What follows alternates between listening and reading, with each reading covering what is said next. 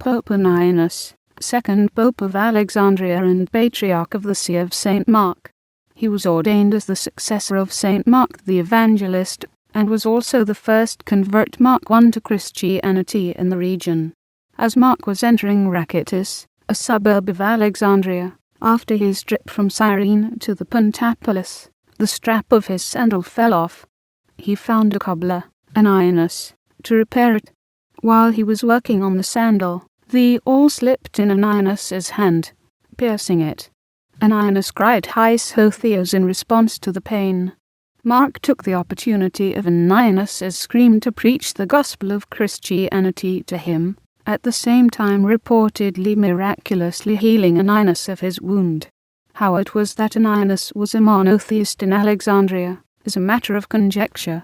Some have suggested that he was himself a Jew, or perhaps a pagan native who had come under the influence of the wealthy Jewish community and learned his monotheistic beliefs there. Others have held that Anianus was a noble, although this does seem to be contrary to the documents available. In any event, Mark was invited to Anianus's house, where he taught Anianus's family the gospel and baptized them all. A large number of natives of the area were quickly converted by Mark and his followers, causing those citizens who did not convert to feel obliged to defend their local gods against the new faith. Mark, the outsider, decided it might be best if he were to leave the area for a while. He ordained Anianus to be bishop in his absence. He also ordained 3 presbyters and 7 deacons at the same time, charging the group of them with watching over the church of the area in his absence.